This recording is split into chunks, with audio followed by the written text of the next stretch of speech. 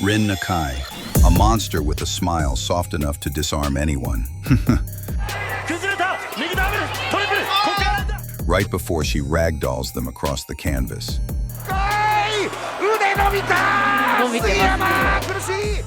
She may look pretty, but once the fight starts, she becomes pure violence.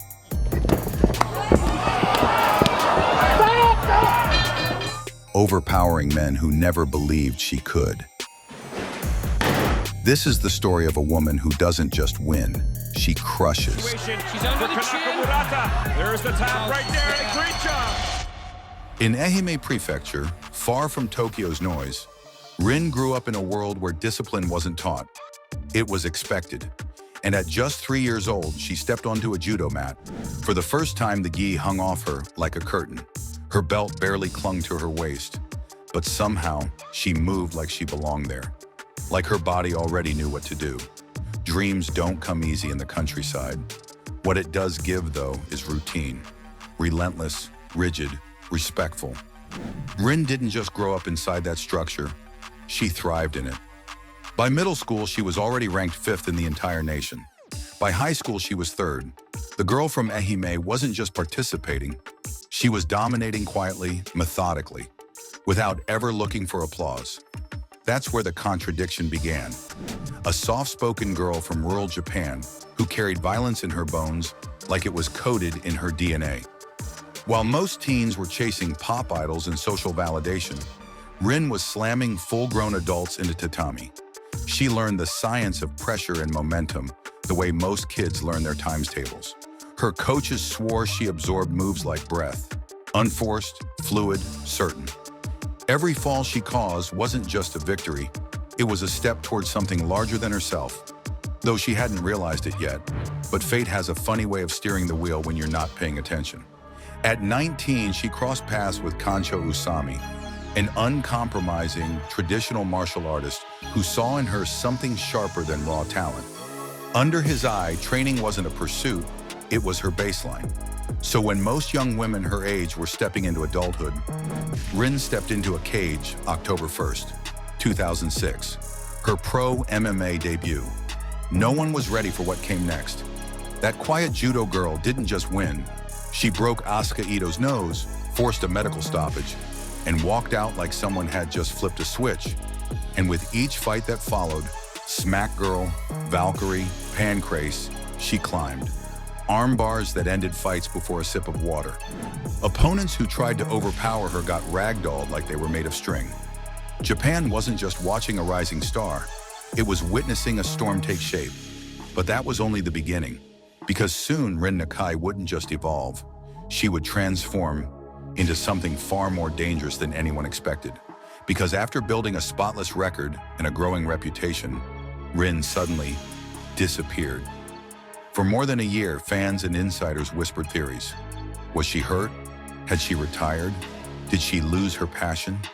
But inside a small, secluded dojo, far from the cameras, something else was happening. Kancho Usami, the coach Rin trusted with near religious loyalty, gave her a command. Eat more, lift more, become stronger. Not stronger for her division. Stronger, period. Most fighters negotiate, question, and push back. Rin didn't. Discipline was her first language, and obedience was her second. So while the MMA world carried on without her, she started a transformation that bordered on obsession. She trained like a soldier preparing for a war no one else knew was coming. The countryside dojo echoed with the thud of weights and the grind of someone reshaping themselves. When she finally returned in late 2008, the world barely recognized her. Gone was the lighter, springier judo stylist they'd watched rise. In her place stood a compact tank, thick shoulders, hard muscle, and a glare that said she was done playing nice. And Japan felt the shift immediately. In Valkyrie 04, she stopped Windy Tomomi with mounted punches that looked like they were carved straight out of a heavyweight clip. Critics didn't know what to make of it. Some praised her dedication.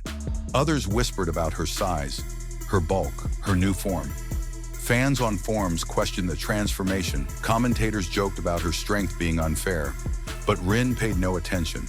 Not publicly, not privately. Because inside that silent dojo, she already knew the truth.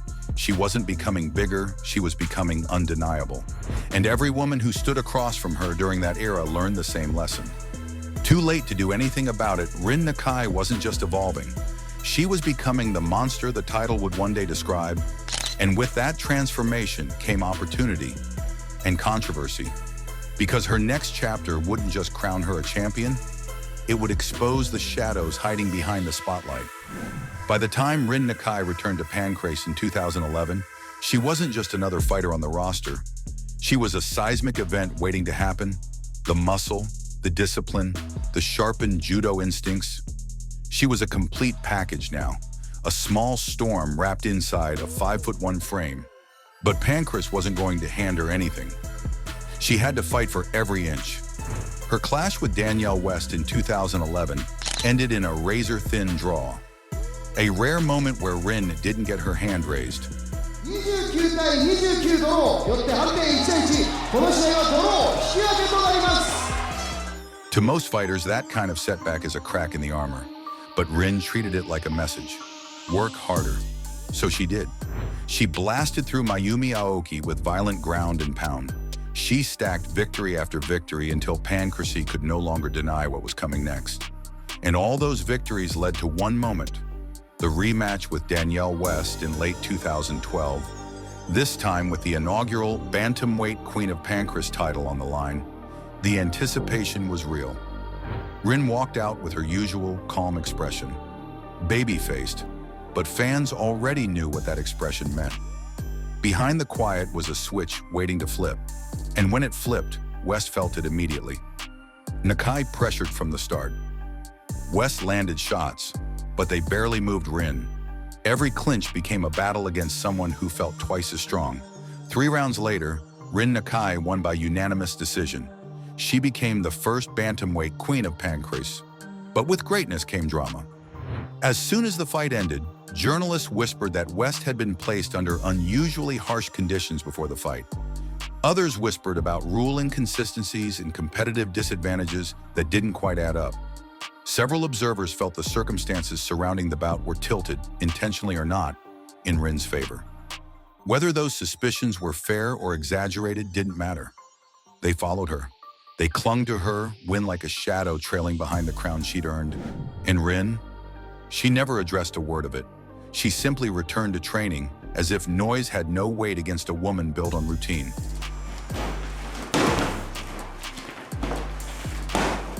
What mattered to her was the belt on her shoulder and the next opponent waiting in line. Controversy or not, she had risen, and the world couldn't ignore her anymore. But the world she wanted most to conquer wasn't in Tokyo. And Rin Nakai was about to step into it with everything to prove. For years, Rin Nakai had dominated Japanese MMA, but dominance in Japan wasn't the summit. The peak she kept staring toward, the one she dreamed about during early morning training and late night conditioning, was the UFC. It wasn't just the biggest stage to her, it was the only stage where greatness could be proven. So when the call finally came in 2014, she accepted it like a soldier receiving orders. It was the opportunity she'd wanted her entire career. But it came with a catch. The UFC had no flyweight division for women yet, meaning Rin, at just 125 pounds, would be fighting at bantamweight. 135 pounds against women taller, longer, heavier, and built for that class. Her debut came against Miesha Tate, a former world champion, a global star, and the second-ranked bantamweight on the planet. From the opening bell, Tate used her length and wrestling to control the fight. Rin pushed forward like she always did, but every exchange was a battle uphill. She survived all 3 rounds, never broke mentally, and even had flashes of her trademark strength. But the judges saw it clearly. Tate won. It was Rin's first professional loss. The second came 2 years later against Leslie Smith. Another bigger, longer, fully grown bantamweight, Rin fought bravely, used her grappling, closed distance whenever she could. But again, the physical gap was too wide. 2 fights in the UFC, 2 losses. And just like that, the dream slipped from her hands. For the first time in her life, Rin Nakai felt something she'd never experienced in competition. Doubt the backlash didn't help. Western fans mocked her physique. Critics questioned her skill. Some laughed at her pre-fight costumes. And as the noise grew louder, Rin retreated inward. On her personal blog, she wrote lines that revealed cracks beneath her strength. How she felt isolated, poor, without training partners, stuck in the countryside preparing for battles far bigger than her surroundings. There were moments where she admitted she'd thought about retiring. Moments where the weight of expectations felt heavier than anything she lifted in training. But Rin Nakai wasn't built to disappear. She was built to rebuild. And as the UFC chapter closed, something inside her hardened. The monster wasn't finished. She was just hurt, and hurt monsters don't fade. They evolve. And when Rin returned home, she didn't seek sympathy or explanations. She sought destruction. Because the next version of her wouldn't just fight to win. She would fight to erase every doubt the world had left on her. Her comeback started in 2016, and the first woman who felt the new Rin Nakai was Emiko Raika. Rin didn't just win that fight. She dismantled Raika with violent elbows from top position, a TKO that looked like a message written in bruises. The crowd didn't cheer for a returning fighter. They cheered for a beast reborn. From there, the destruction only escalated. Later that year, she faced Charlene Watt at Pancrase 282. Rin's pressure was suffocating from the opening minute. Thick hooks, heavy clinch work, and a tempo that forced Watt backward like she was being pushed by a wave. The head with the left lead hook. That's been working for her. Another TKO, another exclamation mark. But the real turning point came in Rizin against Kanako Murata. One of the most respected wrestlers in Japan, Murata was supposed to be the one challenge Rin couldn't overpower. A strong wrestler, the kind of fighter who usually dictates where the fight goes. Except she couldn't dictate anything. Rin stuffed takedowns that would have landed on almost anyone else. The thing about a wrestler like that is she doesn't care about her striking. You want to go down on the ground? She cracked Murata with clean overhands that snapped her head back. She bullied the exchanges, leaned into scrambles, and made Murata burn energy just trying to stay upright. By round 2, Murata's nose bled, her posture sagged, and her confidence drained. And at the start of round 3, Rin sealed the fate of the fight. A knee to the body, a takedown reversal, and back control that felt like a trap door closing. Rin Nakai. Good takedown, taking her back. She needs to throw those legs and get underneath. When Rin locked in the choke, Murata tapped within seconds. This is almost done here, Joe. There's the tap right there. And that ascension carried her straight into the most important tournament of her career. A Grand Prix that would test not just her strength, but her evolution. If Rin Nakai's comeback was impressive, the Deep Jewels Flyweight Grand Prix was where it sharpened into something terrifying. A test built to expose flaws, drain stamina, and force fighters to show exactly who they were under pressure. And Rin walked into it with the calm expression of someone who wasn't hoping to win. She was expecting to. Her first opponent was Shoko Fujita.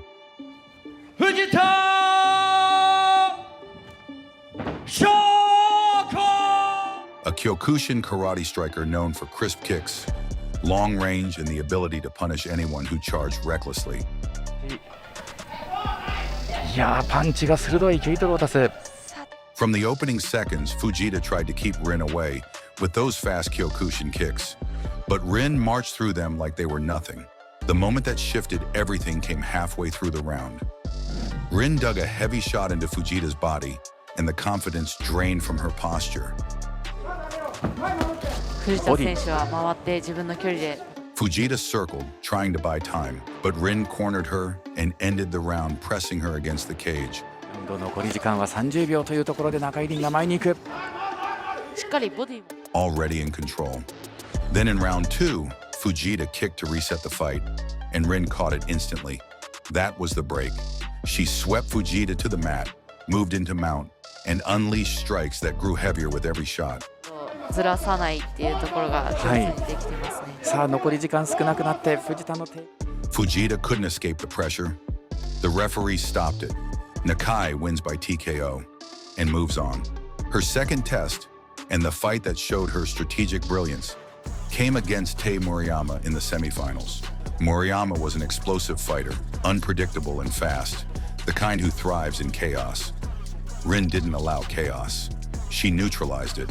She closed the distance instantly, lifted Murayama with a monster slam, and smothered her under tightly controlled pressure. 勝っていきたいところなので。リフトした、そしてスラム。 Even when Murayama defended, Rin's transitions were seamless.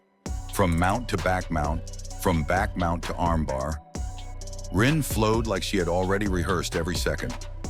こうしてチョークか。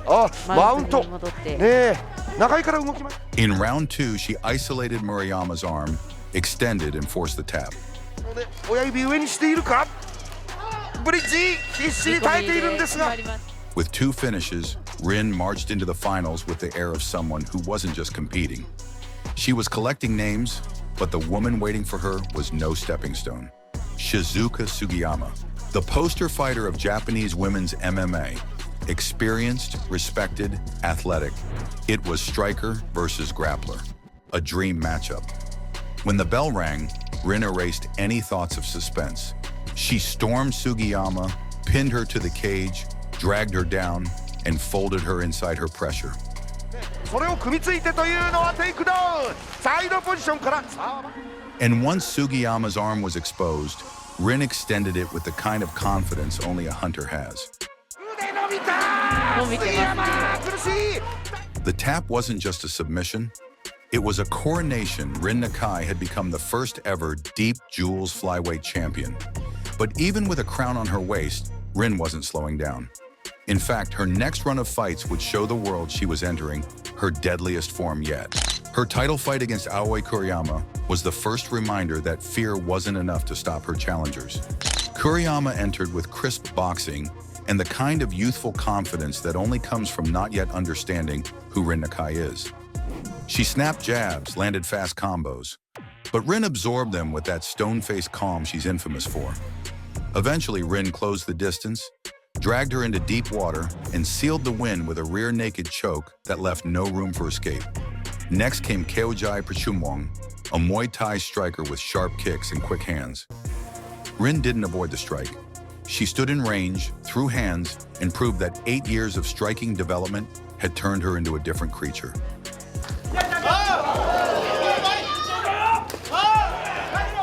She stunned Keojai with body shots, caught a kick, slammed her to the canvas,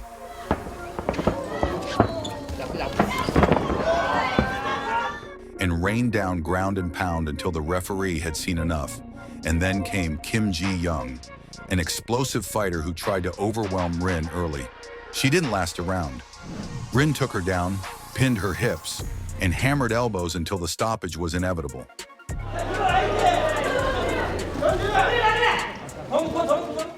Three demonstrations that the flyweight division wasn't just hers, it was her hunting ground. Rin Nakai had become more than a champion. She had become a legend of brutality, and as Rin's destruction continued inside the cage, a different battle was waiting for her outside it. One she never asked for, but couldn't ignore. Rin Nakai didn't just walk into this fight, she walked into a storm of opinions. Some people mocked her costumes, others whispered about her coach, and a few online voices tried to paint her as something she wasn't. But the thing about Rin, she never needed to defend herself with words. She had fists for that. Her matchup with Namiko Kawabata started with Haim snapping out fast punches, sharp enough to get the crowd buzzing. Rin took them without blinking, just that calm, slow forward pressure she's built her entire career on. Haim circled, jabbed, threw combinations, and Rin just kept moving forward like time itself couldn't slow her down. Then came the moment the fight shifted. Haim threw a kick to create space, and Rin caught it with both hands like she'd been expecting it all along. The takedown that followed wasn't violent, it was inevitable. Rin ended the round on top, reminding everyone that power doesn't need to be loud to be terrifying.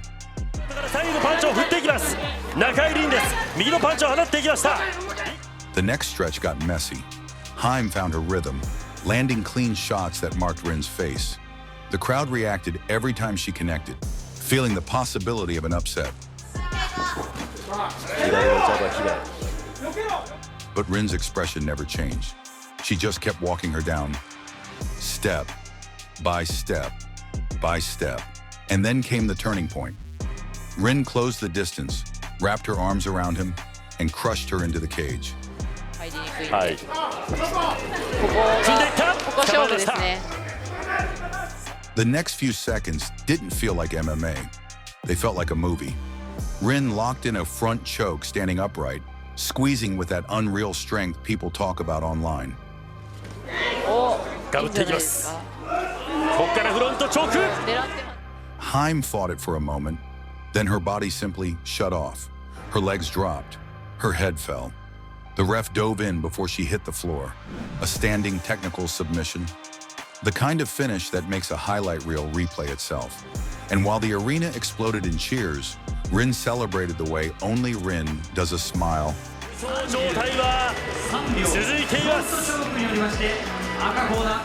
that made you forget she just choked someone unconscious 30 seconds earlier. Meanwhile, the slander outside the cage kept coming. Small jabs from former training partners, quiet disrespect from jealous fighters, people who'd never last a minute under the weight she carries every day. Rin didn't address any of it. Why would she? She had one more opponent to crush and one more reminder to give the world. Rin Nakai doesn't fight for approval. She fights to dominate. And that finish wasn't just another win, it was a warning. Rin Nakai was entering a new phase now, a place where opponents didn't just lose. They got swallowed whole, and the next woman who stepped in front of her was about to learn that the hard way. Rin Nakai walked into the fight with Haruka boss Suzuki, carrying the kind of confidence only a long streak of destruction can give. Suzuki wasn't intimidated. She came in fast, sharp, ready to test Rin with quick entries and clean shots. そして一方の中井、捕まえてしまえば一気に決める力も。 But Rin didn't react to the speed. She reacted to the openings. From the start, Suzuki darted in with jabs and tried to angle out. But Rin kept stepping forward with that heavy, controlled pressure that never changes pace. The striking surprised everyone. Rin fired back with tight punches, mixing jabs with low kicks. That's when everything shifted. Suzuki tried to reset with footwork, but Rin slipped inside, landed a clean combination, and chased it with a right hand that stunned her. さらに右フック、足を取って倒していく。さらにパンチ。さらにワンツー、左フック。 The moment Suzuki's balance broke, Rin closed inches away, hammering punches until the referee stepped in, a first-round TKO. With Suzuki out of the way, Rin didn't slow down. She kept collecting wins, one after another, each one reinforcing the same truth. Nobody in the division had an answer for her pressure, her strength, or her will. Name after name, style after style, none of them survived. Inside the cage, she was everything the nickname promised, the baby-faced monster. And outside it, she kept hearing the same doubts. Comments about her physique, her photo shoots, her age, even her loyalty to her coach. None of it mattered because every fight told the same story. Every opponent ended up learning what the world kept forgetting. With all her finishes and all her dominance, she proved it again and again. She is the monster who can crush not with teeth, but with hands. Thanks for watching. If you enjoyed this, hit like, drop a comment, and share it around. Don't forget to subscribe for more breakdowns coming your way. Stay sharp, legends.